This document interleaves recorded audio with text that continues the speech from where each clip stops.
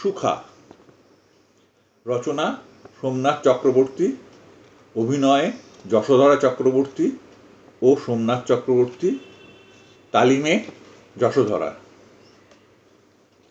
স্থান BDO office, চেম্বারের সামনে এক মহিলা। May I come in sir? Oh yes, come in, বসুন। বলুন আপনার জন্য কি করতে পারি?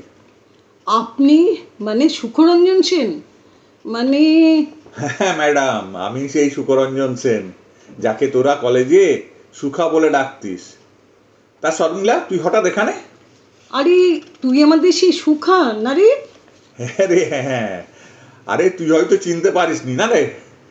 হয়তো কেন, ভাবতেই পারিসনি যে আমি এমন একটা চেয়ারে বসতে পারি, তাই না? না না না, মানে শোন না। আরে এত লজ্জা পাচ্ছিস কেন? আমি জানি আমাকে নিয়ে তোরা কলেজে কি ভাবতিস। এবার বল, তোর কি দরকার, দেখি তোর জন্য কিছু করতে পারি কিনা। এই, চা খাবি তো? তা খেতে পারি। এই কতদিন বাদে দেখা হলো বলতো? তা চা তো খাবোই। এই দুটো চা নিয়ে এসো। তারপর বল, তোর কি দরকার? শোন না, আমি এসেছি আমাদের দেশের বাড়ির একটা জায়গা সংক্রান্ত কিছু সমস্যা নিয়ে। তুই যদি ব্যাপারটা একটু সেটেল করে দিস তো খুব ভালো হয়। একটা শোন, তুই একটা কাজ কর, তুই সমস্ত ব্যাপারটা লিখে আমাকে দিয়ে যাস, তারপর আমি দেখছি কি করা যায়। তোর ব্যাপার বলে কথা, করতে তো হবেই কিছু একটা। বিশ্বাস কর, তোকে এখানে এভাবে দেখবো আমি ভাবতেই পারিনি রে। আরে জানি রে জানি, ছোটবেলা থেকে এই ব্যাপারটা চলছে। দেখতে খারাপ লোকের যে কি অবস্থা হয় সে একমাত্র আমিই জানি। এই ছোটবেলা থেকে মানে ঠিক বুঝলাম না তো। আরে সে তুই জেনে কি করবি? নে এখন চা খা তো। বাহ, বেশ ভালো চা তো রে।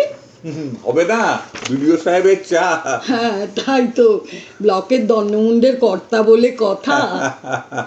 তা তুই সে ছোটবেলা থেকে কি সব বললি? সেসব শুনে শুনে তুই আর কি করবি?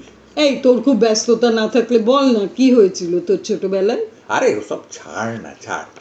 তোর খবর কি, কি করছিস আজকাল? কি আর করব, ওই একটা স্কুলে পড়াই। এই তুই বিয়ে করেছিস? বিয়ে? আমাকে কে বিয়ে করবে রে? তোদের স্কুলে কেউ বিয়ে করবে বলে মনে হয়? কোনো মেয়ে তাকাই না আমার দিকে। দেখ কি সব বলছিস না। আরে দেখ না, আমি তো বাড়ির বড় ছেলে, কিন্তু প্রিম্যাচিওর, তাই চেহারাটাও ঠিকঠাক নেই। তার উপর আবার রংটাও কালো, একেবারে সোনায় সোহাগা।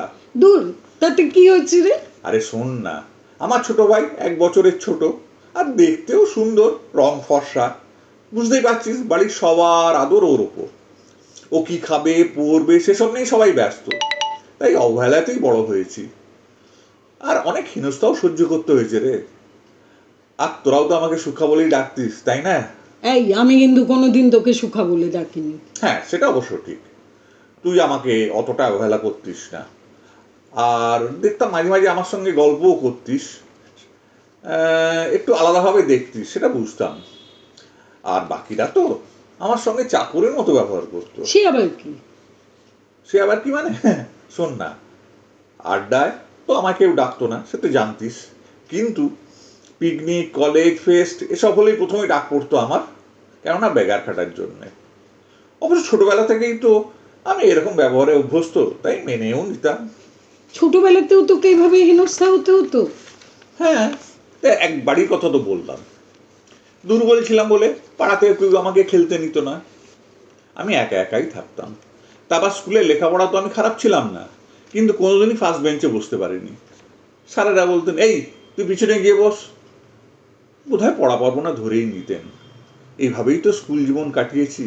কিন্তু তুই তো খুব ভালো রেজাল্ট করেই আমাদের কলেজে ইংলিশে অনার্স নিয়ে পড়েছিলি। তাছাড়া রেজাল্টও তো ভালো করেছিস বাবা। তারপর এমএ করেছিলিস? হ্যাঁ হ্যাঁ, যাদবপুর থেকে মাস্টার্স করেছি। বাহ, তাই এই সার্ভিসে এলি কি করে রে? আরে সেও এক ব্যাপার। আসলে এমএ পড়তে পড়তে 2-1 জায়গায় ইন্টারভিউ দিয়েছিলাম, কিন্তু যারা ইন্টারভিউ নিচ্ছিল তাদের দেখেই বুঝেছিলাম আমার চাকরি হবে না।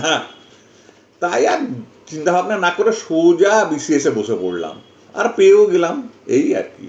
খুব ভালো করেছিস রে, তোকে দেখে যে আমার কি ভালো লাগছে না। শোন, এবার তাহলে একটা বিয়ে করে নে।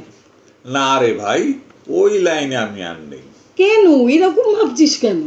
আরে শোন না, আমি যখন প্রথম এখানে এলাম জয়েন করতে, তা এখানকার লোকজন আমাকে বসতে বললো। আমি বিডিওর সঙ্গে দেখা করতে চাইলাম, ওরা বললো বসুন। এভাবে বসে আছি তো বসেই আছি, ঘন্টাখানেক কেটে গেল। ওরা ভাবলো হয়তো কেউ এলেবেলে এসছে বলে পাত্তাই দিচ্ছিল না।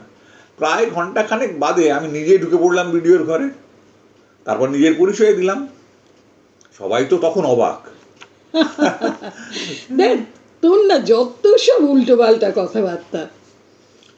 শোন, আজকে তোকে সত্যি কথাটা বলছি, আমি খুব কষ্ট পেয়েছিলাম কবে জানিস? রনিতার বিয়ের সময়। বিয়ের আগে থেকে কেনাকাটা থেকে ডেকোরেটিং ক্যাটারিং সব আমাকে দিয়ে করালো, কিন্তু বৌভাতের দিন সব বন্ধুদের বললো, শুধু আমি বাদ। প্রথমে খারাপ লাগলেও পরে ভেবে দেখেছি ঠিকই তো, পয়লে দর্শনদারি কথাতেই তো আছে। হ্যাঁ, ব্যাপারটা আমিও জানতাম। আমি বারবার রনিতাকে বলেছিলাম তোকে বলার জন্য। ও বলল ছাড় তো, ওকে বলবো না। অন্যরা ওকে না সাপোর্ট করে হাসাহাসি করছিল। আমি জানিস তো রনিতার বউ ভাতে যায়নি, আমার খুব খারাপ লেগেছিল। তাই? জানতাম না তো। না রে, রনিতার এই ব্যবহারটা খুব খারাপ লেগেছিল। সব মানুষই তো একটা সম্মান আছে না? যাচ্ছে, ছাড় এসব, সেসব তো ছাড় তো। এখন বল, তুই বিয়ে করলি না কেন? কেন, তুই বিয়ে করবি? দেখ, আমার কি সেই কপাল আছে রে? এই আমি কিন্তু সিরিয়াসলি বলছি। সত্যি? সিরিয়াসলি বলছিস? হ্যাঁ রে, সত্যি বলছি। আসলে আমার বিয়ে না করারও একটা বিশেষ কারণ আছে। তুই তো জানিস না, আমার ভাই স্পেশাল চাইল্ড। বাবা মা চলে যাওয়ার পর ওকে নিয়েই আমি থাকি।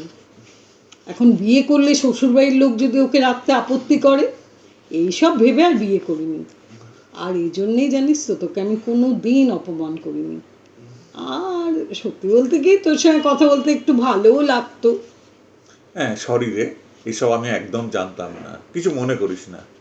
তাই বুঝি তুই মাঝে মাঝে আমার সঙ্গে গল্প করতিস, আমার ব্যথাটা বুঝতে পারতিস। সেটা তুই যা বুঝিস।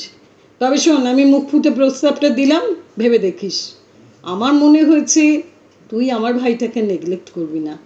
তোকে বোধহয় ভরসা করা যায়।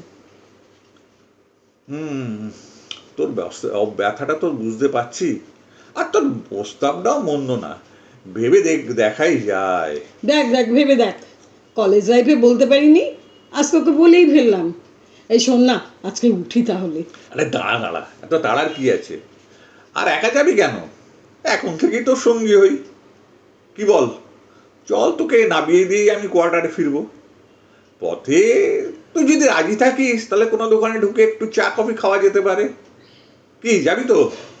তথাস্তু। কেন যাব না? তাহলে এই চল। চল চল চল চল, হাত তাহলে ধরে চল করিস না, চল, চল। হ্যাঁ।